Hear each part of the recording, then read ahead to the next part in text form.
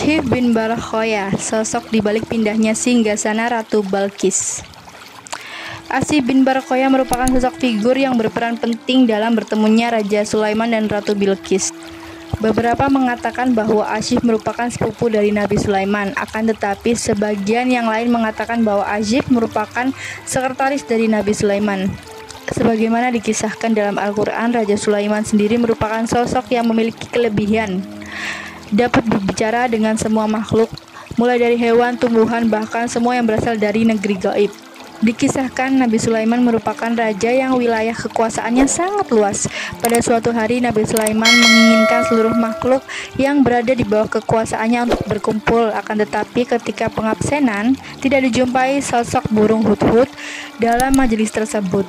Nabi Sulaiman bertanya kepada hudhud tentang alasan mengapa ia tidak ikut berkumpul pada hari itu. Burung hudhud pun menceritakan bahwa ketika seorang makhluk berkumpul, ia sedang berpatroli menuju arah Yaman, tepatnya daerah Sabah. Ketika sampai di tempat tersebut, ia menjumpai suatu kerajaan besar yang dipimpin oleh seorang wanita. Akan tetapi, hudhud melihat ada yang aneh di kerajaan tersebut, yakni mereka tidak menyembah Allah, akan tetapi menyembah matahari dan bintang-bintang.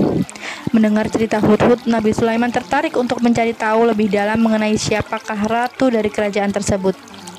Diperintahkanlah hudhud untuk menyampaikan surat kepada Ratu Sabah. Setelah ratu membaca surat dari Nabi Sulaiman, Ratu Sabah terpancing untuk mendatangi kerajaan Nabi Sulaiman keesokan harinya. Ratu Sabah memerintahkan prajurit dan pasukannya untuk bersiap-siap menuju kerajaan Nabi Sulaiman. Mendapat kabar bahwa Ratu Sabah yang bernama Bilqis tersebut hendak menuju kerajaan Nabi Sulaiman, beliau mengadakan sayembara bagi siapapun yang dapat memindahkan kerajaan Ratu Bilqis ke hadapannya. Kemudian jin Ifrit menawarkan kepada Sulaiman dan menyatakan bahwa ia dapat memindahkan kerajaan Ratu Bilqis dengan hanya waktu dari Nabi Sulaiman duduk hingga sebelum Nabi Sulaiman berdiri dengan sempurna. Ia menawarkan kemampuannya dengan menyombongkan diri bahwa ia kuat dan dapat dipercaya. Akan tetapi Nabi Sulaiman menginginkan waktu yang lebih cepat dari yang ditawarkan jin Ifrit kepadanya. Datanglah seorang pemuda dengan karismanya yang terpancar jelas. Ia adalah Asyif bin Barakhoya yang menawarkan kemampuan untuk memindahkan kerajaan Ratu Bilqis hanya dalam satu kedipan mata. Nabi Sulaiman sangat bersyukur dan gembira mendengar tawaran tersebut. Asyif pun berhasil membuktikannya. Ia berhasil memindahkan singgasana Ratu Bilqis yang berada di Yaman menjadi ke Baitul Maqdis, Palestina dalam waktu satu kedipan mata. Nabi Sulaiman dan segenap orang yang menyaksikan terkesima akan kehebatan Asyif. Lalu apakah yang membuat Asyif memiliki kehebatan yang melebihi jin Ifrit? Ini adalah contoh nyata bahwa Allah memiliki hamba-hamba eksklusif yang sudah tidak lagi dipusingkan perihal surga dan neraka. Asyif merupakan sosok figur yang beribadah kepada Allah bukan karena takut akan neraka dan menginginkan surga.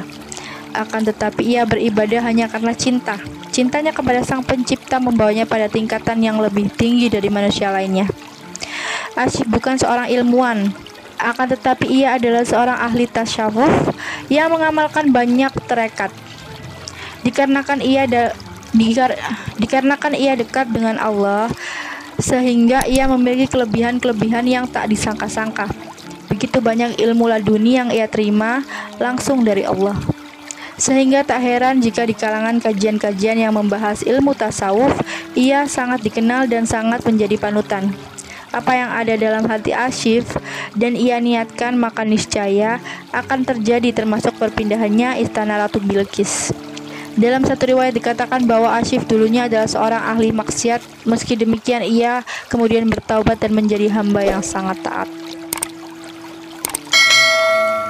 Sekian kisah Asyif bin Barakhoya, sosok di balik pindahnya singgasana Ratu Bilqis.